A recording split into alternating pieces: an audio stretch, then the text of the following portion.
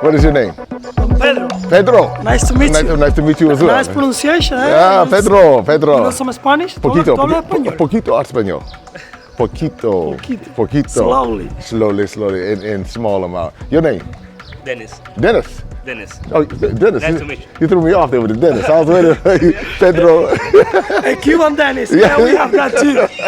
Okay, so this is a 1950. 1956 Ford. Fusterlandia. Ah, wow. So these cars are like real. This is. I know in the U.S. some guys have that. You're a Ford guy or a Chevy guy. I have both. You have both. I have Ford and Chevy. I have my trucks are Ford. So you don't care about it? No, and I probably lose. Both are good cars. Yeah, Ford is a little stronger. Yeah. That's what I find. Like a Ford, Yeah. I have F-350. It lasts longer, huh? Yeah, I have two F-350s, and they're strong. But I also have a 3500. So no, 2500 from GMC. So that's Chevy. That's Chevy. So, yeah. So all right. So this here, we're gonna ride around in this. All right. Today is yours. Today is mine. Yeah. Can I sit inside? You're the boss. I can sit inside. Look at this. Oh man. I'll get in here and let me find out. Look at this. It's a stick shift. People This is the cigar all in there. and the mojito. And the mojito.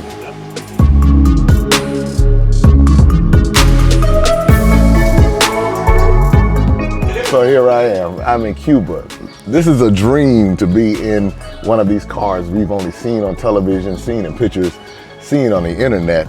But here I am right outside of Havana in Santa Fe, and in one of these classic, this is a 1956 Ford. Going to be riding around. I'm going to take you all around Havana today, and you're going to have a chance to see what has been forbidden for so long.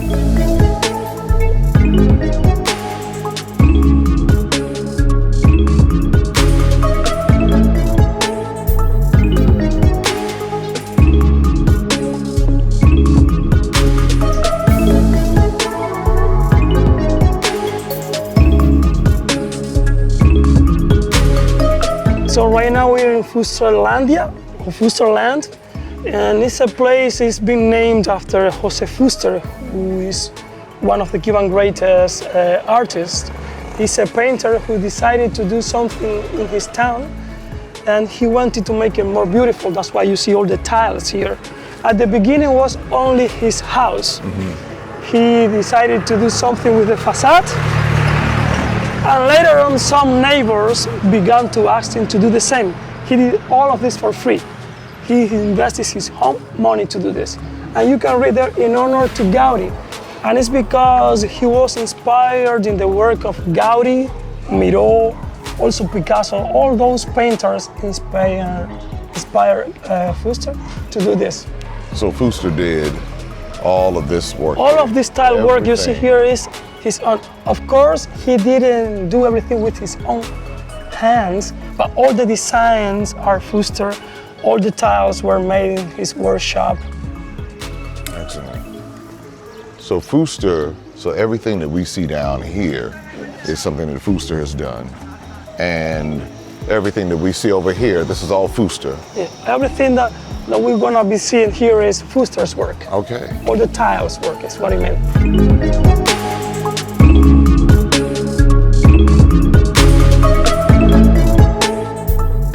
This project started around 1992, and you gotta take something into account. After the collapse of the Soviet Union, the Cuban economy went down. Like 80% of the Cuban economy went rock bottom. So people didn't like Fuster investing money in tiles and sacks because people didn't even have toothpaste or a toothbrush, and he was doing this. I mean, it's art. You cannot make a good use of art unless it's a good use for the soul. Right. But later on in time, tourists began to come to this part of the town. This became a touristic attraction. And that brought money. Yeah, money began to come here, and then people liked it more and more. Of course. You know, it's either food or art. Or souvenirs you sell around, stuff like that. So this is called Fusterlandia. Fusterlandia. Fusterlandia. Fusterlandia. The land of Fuster. The land of Fuster. And this goes all the way down here. Yes. So when it comes to, are those mangoes? Yeah, that's a mango tree. That's a different kind of mango. Because most mangoes are kind of greenish. Well, we have a lot of species of mango. Okay. Very different type, different flavors, different shapes. These ones are rather tasted, All right. but they are not ripe yet. That's why you see the that's color. why they're not ripe. When they are ripe, they turn red. Okay. So all of this is his. Yes. This is one of my favorite because it's a very humble house. I look at And the he roof. did everything All the on the roof is roof. done by Fuster. All of this is done by Fuster. Again, everyone, as you begin to travel the world, you start seeing things that you would not know normally unless, I mean, maybe if you study Cuban history or something to that effect. But when you come here and you walk the streets, you see it's very peaceful. You see people are very welcoming. But then you begin to learn more of the history and the connections between art and culture. And it's just a fascinating thing to be a part of and to be able to see in person. So that's why I say travel and education go hand in hand, and it gives you a different type of education when you see it first hand and for yourself and not through a different filter. I can look at this and see it and experience this in person. So that's something we definitely want to encourage you to do.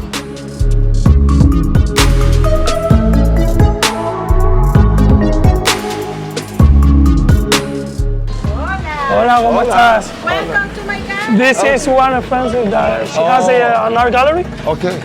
You don't need to buy, but we can go inside. let's take a look. Hola. Hola. At least let me show you the parts is related to the African religions. Since Okay. you told me you were interested. Well, yeah, but I'm interested in all of it. I'd love to see. Oh, look. So for instance, these are the orishas. Most of the orishas are represented here. Orishas are like the deity Right, the Yoruba. in the Yoruba pantheon. Right. So we have here Oja, which is the goddess of the cemeteries of death. We got Ochosin, who's like a warrior. We got Obatala, she's like the goddess of peace.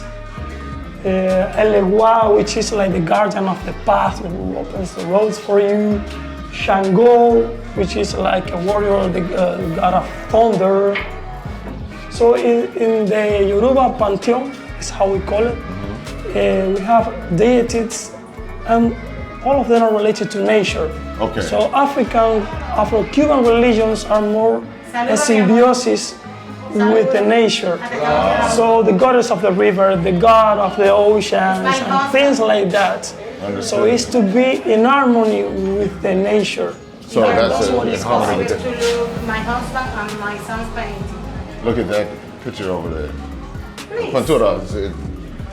Aquí es. Oh, this is your son? Sí, Yeah, pues. that's Oh. No, ese es mi That's it. marido que me dijo que no, ay, mi amor, yo no sé lo que voy a hacer por el tema este. Porque lo vieron de espalda. It's my husband. Oh, your husband? Oh, okay. Hola. I saw from the back. He looked so young. I turned around and said, oh, My sons in the school. Oh, okay. Student in National Academy. Oh, this is amazing. Amazing. The pintura is, how do I say amazing in español? Asombrosa. Asombrosa. Asombrosa. Dile que se Pintura podemos hacer asombrosa. buen precio. Yeah. See? She says she can catch a good deal if you want to take any painting. She can catch a good deal. Okay. When as we do, I see if there's anything. Everything is so nice. I want to bring people back. El mercado porque va a traer grupos de americanos. The Mira lo que está mirando. artwork in Cuba is Tengo impeccable. muchos amigos galeristas. I want to bring y people back here. Déjame los números. I mean, because you Sale por see el canal de nosotros. this pintura right here. Que sale It's por el canal amazing. de nosotros. This pintura. Ah, no. You see Va here el tuyo, pintura. va él You también. see Y all of cuando this yo vuelva, tú amazing. lo debes recibir. And ¿Verdad? Cuando él venga a hablar, yo no lo dudo. right here, this Que is vuelva. amazing. Look at this pintura. No, que yo lo reciba porque no son This is clientes amazing míos. pintura. No, no A mí importa, me llamaron para hacemos. trabajar. A ver, ¿qué es lo que tú Amazing quieres? pintura. Comunicarnos para... But you're gonna notice, if you have at least a small knowledge about art, you're gonna notice it's mainly commercial art. Yes. But here, you can find real art. I know. You He's painting it right here. He's painting, he's doing something because he likes it, not only because he wants to sell it. Right. I can That's see. why I always suggest this art gallery here. Okay, and what is your name? Jordanka. Jordanka. Quelarte. Quelarte Art Gallery. Okay. Are you on the internet? Yes. You're on the internet? Are you online? Si si está en internet. Instagram, sí. Instagram. Instagram. See, a website? You have a website? Pero es otro nombre en Instagram. She's in Instagram. She doesn't have a website, but they are in Instagram. All right, we're gonna work. Oh, you're on IG. My husband, It's on Instagram. What is the Instagram handle? Going Gold. Yeah, I'll let you put it in.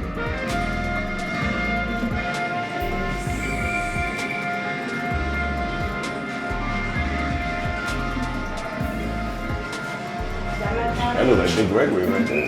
¿Tú no tienes tarjeta? Ese es mío. Le voy a mandar a hacer hoy, te lo prometo.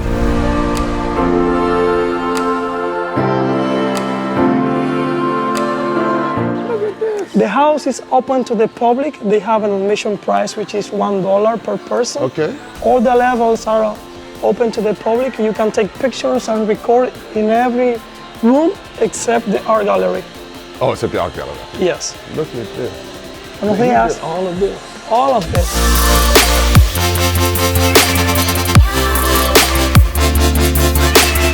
Wow. Yes. Is he here?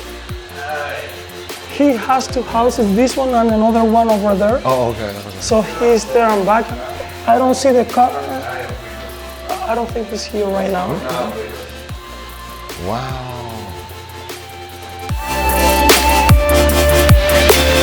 All right, we're here inside of Fuster's. Looks like one of his workshops. And you see that something back here looks like a kiln or some sort of machine that works to this bake. And then you see all of this right in here, all this artwork, and you can buy it clearly. Wow, and you see all of these different pieces. It's just fascinating. You know, you go and you stand here.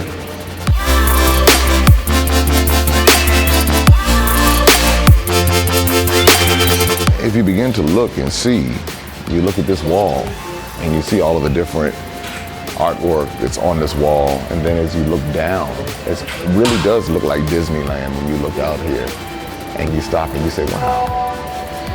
I mean, can you imagine the amount of time that it took to do this, and then where it comes from? You know, any creative person understands, creatives understand.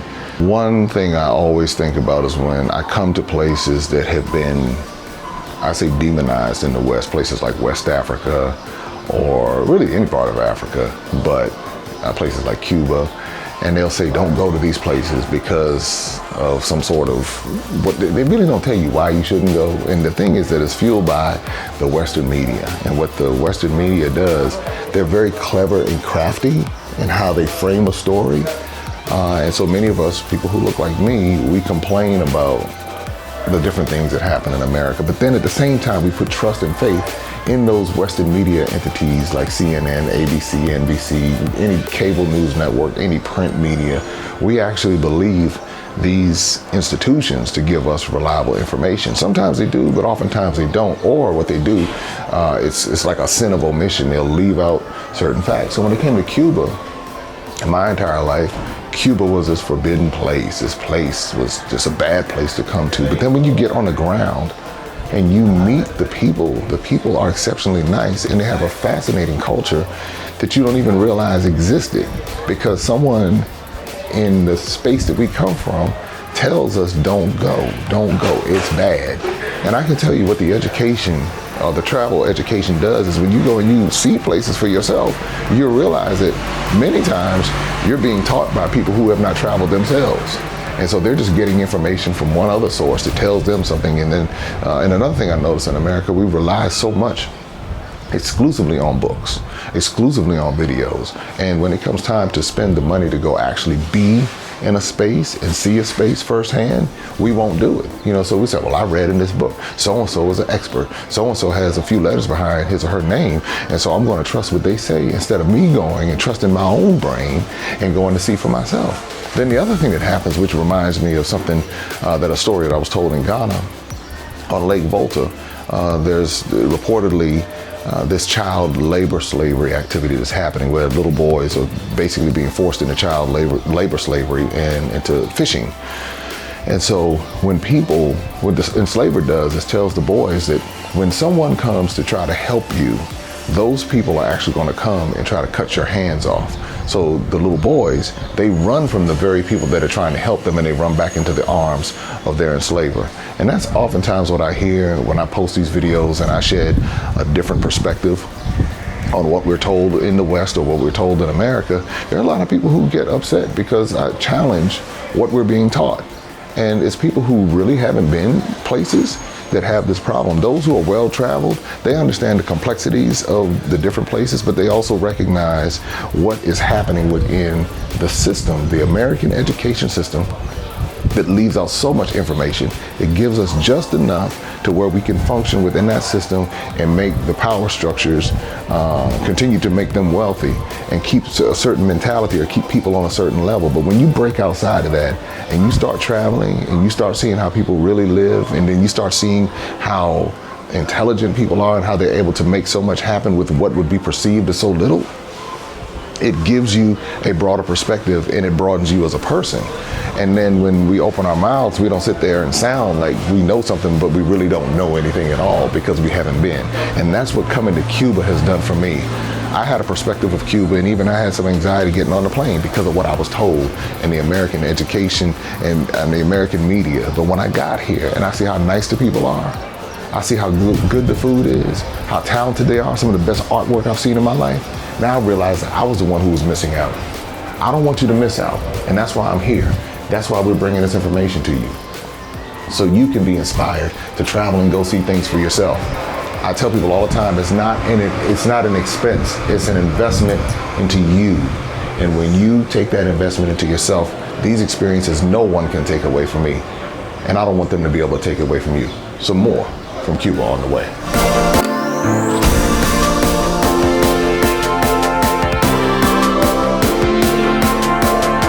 There used to be a Hilton hotel, Hilton chain hotel, Havana Hilton used to be the name, and the largest was the Empire State Building in the US. Today, you can see it's a very small building, but back in 1956, there was some. That's still pretty large though. Yeah. I mean, it's not too small. And they use no cranes to build it. They use pioneering computer technology. Really? Yeah, that's why it's considered one of the 7 Cuban civil engineering wonders. Excellent. That one over there is a Hotel NH, Capri. That one is used to be related to mafia too. That used to be one of the mafia possessions. Okay, when I say mafia, I'm talking about the Italo-American mafia that was implicating Havana history. Today is an NH hotel, but back then used to be part of this development, which was good for Havana.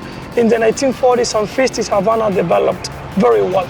Most of these buildings you see on this area here were built during that time and was good for the city. I mean, there was a lot of corruption, but you know. That's everywhere.